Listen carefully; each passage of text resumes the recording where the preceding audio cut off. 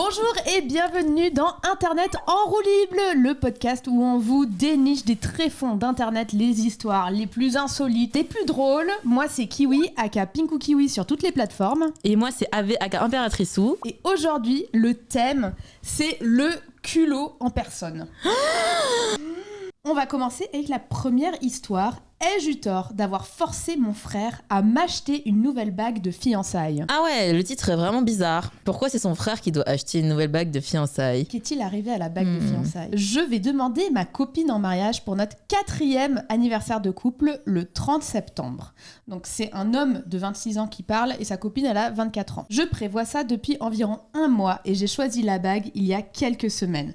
Celle que j'ai prise était en solde, donc j'ai réussi à l'avoir à un prix étonnamment bas. Le week-end dernier, j'ai parlé de mes projets à mon frère, qui lui a 33 ans, et je lui ai montré la bague. Il m'a informé qu'il comptait aussi demander sa copine en mariage. Le lendemain, mon frère est venu à mon appartement pendant que ma copine était sortie. Il m'a demandé s'il pouvait emprunter ma bague pour faire sa demande à sa copine. Son plan était de faire sa demande, d'expliquer qu'il utilisait ma bague comme bague temporaire et de l'emmener choisir sa propre bague plus tard.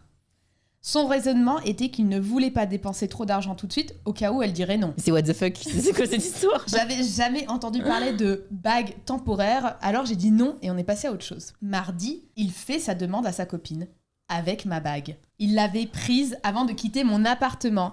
J'ai été distrait au travail et je n'ai pas remarqué qu'elle avait disparu, jusqu'à ce que sa fiancée envoie une photo d'elle portant la bague dans notre conversation de groupe familial. Je lui ai appelé pour lui parler de la bague, et il s'est immédiatement excusé en disant qu'il tiendrait sa promesse et me la rendrait. Mais à ce stade, ma copine l'avait déjà vue et sa fiancée l'avait postée sur les réseaux sociaux, donc c'était inutile pour moi de faire ma demande avec la même bague. On s'est disputé à ce sujet et il a avoué que bien qu'il ait dit à sa fiancée que la bague était temporaire, il ne lui avait pas dit d'où il la tenait. Je me sentais plus en colère et trahi par le fait qu'il ait agi dans mon dos et pris la bague après mon refus que par le fait qu'il l'ait volée. Je connais aussi assez sa fiancée pour savoir qu'elle n'apprécierait pas d'apprendre que sa bague de fiançailles avait été volée, alors j'ai dit à mon frère que je lui dirais la vérité s'il ne m'achetait pas une nouvelle bague de fiançailles. Il a résisté pendant quelques heures mais a fini par céder et accepter. Nous sommes allés dans une autre bijouterie hier et j'ai choisi une nouvelle bague. J'ai réussi à rester dans la même gamme de prix, mais la nouvelle était quand même $100 plus chère. Mon frère a acheté la bague, mais m'accuse toujours d'être égoïste et immature. Il insiste sur le fait qu'il m'aurait rendu la bague si je lui avais laissé l'occasion et que je n'avais pas besoin de le menacer pour qu'il dépense autant d'argent pour moi. Il refuse maintenant de me parler. Je ne sais plus quoi penser de tout ça. D'habitude, je parle de ce genre de choses avec mon frère, et c'est surréaliste que ce soit avec lui que je me batte. Je ne peux pas en parler à ma copine, et nous avons beaucoup d'amis en commun. La seule autre personne au courant est notre mère, qui est partagée. Elle pense que ce que mon frère a fait était mal, et que j'ai raison d'être énervée contre lui, mais que je n'avais pas à tomber aussi bas en menaçant son couple. Alors, ai-je eu tort ? Déjà, qui des deux, penses-tu, est la personne culottée ? Mais bien sûr que c'est le premier frère, t'es d'accord ? Bah ouais quand même. Surtout le fait que il lui dit mais tu te rends compte t'as volé ma bague et l'autre il dit non mais t'es égoïste. Non mais cette histoire, de garder la bague pour toi. C'est clairement le premier frère qui est en tort. Mais moi j'ai qu'une chose à dire, c'est qu'il a de la chance que les deux copines font la même taille de doigts. Ah oui, je n'y pensais même pas à ça. En fait je trouve ça chaud de faire une demande en mariage en se disant elle va peut-être dire non parce que quand tu fais une demande en général c'est parce que tu sais que la personne elle va dire oui t'as acheté la bague et tout quoi. Oui, et mon avis sur les demandes, après chacun a son avis sur la demande en fiançailles, mais je pense qu'il faut toujours en avoir parlé avant pour être en mode bah est-ce qu'on est à l'étape où il n'y aura pas de rejet, tu vois. Et ils ont déjà choisi la bague, ils ont déjà fait la mesure ensemble. Bah oui. En plus, moi je trouve que c'est hyper mignon et romantique d'aller faire du shopping de bagues de fiançailles en couple, tu vois. Tu vas voir, t'essayes et tout, tu regardes les trucs jolis. Je sais pas, toi, est-ce que tu sais déjà la bague que tu veux, par exemple ? Pas du tout, toi tu sais déjà ? Je sais même pas à quoi. Faudrait justement faire le shopping pour aller voir qu'est-ce qu'il y a comme option, tu vois. Mais de toute façon, nous on veut pas de bagues, on veut des lingots d'or. On avait déjà dit. Ça vaut pas le coup les bagues. Couvre-moi d'or. Ça n'a pas de valeur. Ah, mais si, moi j'aime bien, c'est joli. J'aime bien, ça brille un peu. Mais je crois qu'en revente, ça a moins de valeur que des lingots d'or, quoi. Moi, je pense que je suis un peu une pie. J'ai besoin de trucs brillants. Les lingots d'or, c'est brillant aussi. Hein. C'est vrai, t'as raison. Mais tu peux pas sortir avec, quoi. Tu mets le lingot d'or sur le doigt. Non, mais attends, mais personne sort avec une bague de fiançailles, c'est beaucoup trop cher. Moi, j'aurais peur de me faire voler. Mais hein. si.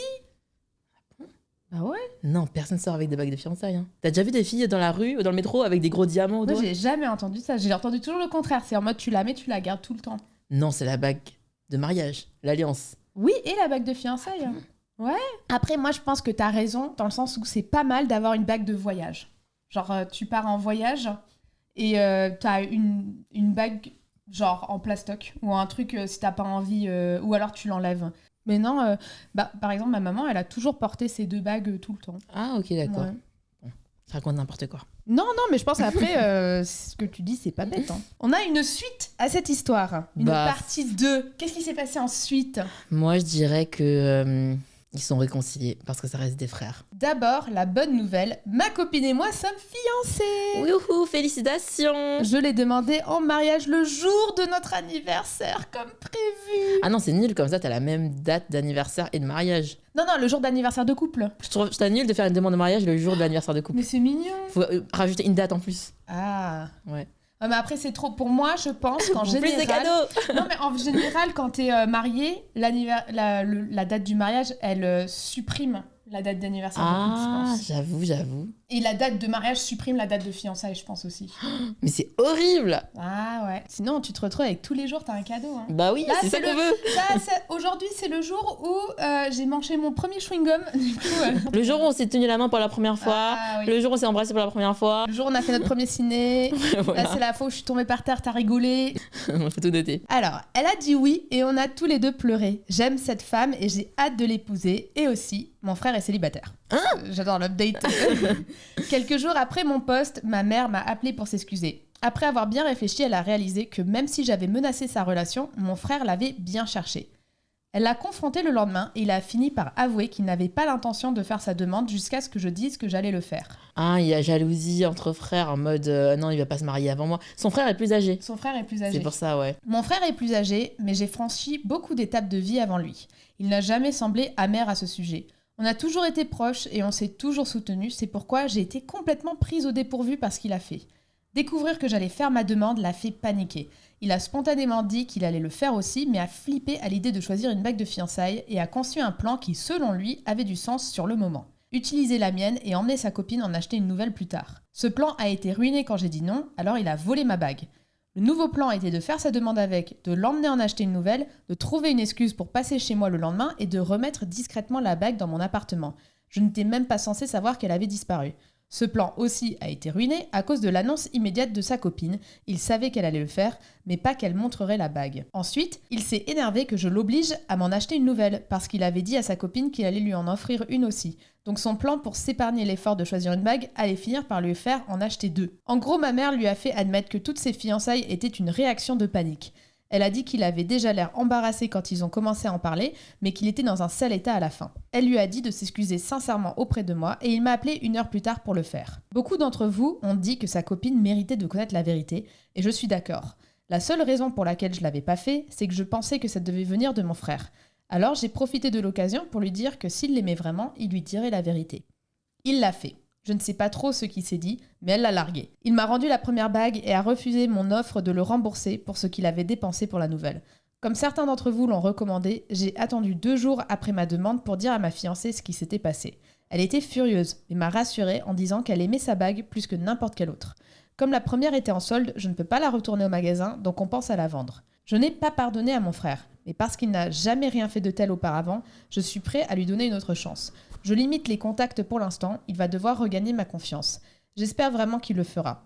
Je l'aime et je ne veux pas que notre relation se termine à cause de ce qu'il a fait. Ma fiancée et ma mère sont d'accord avec moi là-dessus. Il y a plus de choses que je voudrais ajouter, mais la limite de mots n'aide pas. J'essaierai de répondre à plus de commentaires cette fois. Merci à tous. Quelle histoire. Voilà. Bah, en fait, le truc qui est cool, c'est dans les fratries, il faut toujours avoir une mère qui fait médiateur.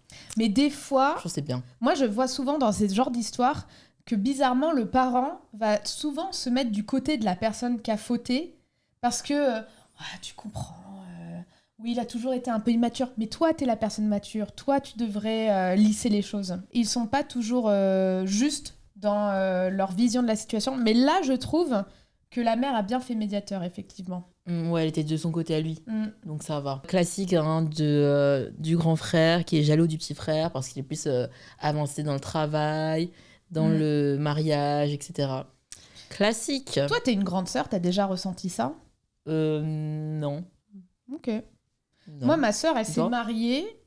Moi, je suis la grande sœur, je suis l'aînée. Ma sœur, elle s'est mariée il y a 5 ans, j'ai envie de dire, pendant le Covid. Ouais, il y a 5 ans, ouais.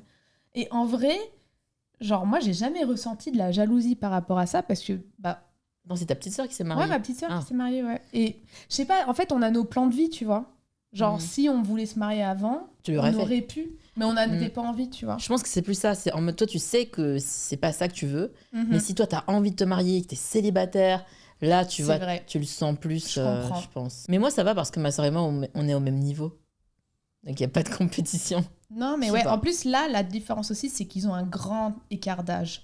Parce qu'ils ont 7 ans d'écart d'âge. Alors que tu vois, ma sœur et moi, on a 1 an. Donc en fait, c'est en mode, on est quasiment au même niveau en termes de vie. C'est juste on a pris des choix différents. Mais peut-être si t'as autant d'années d'écart...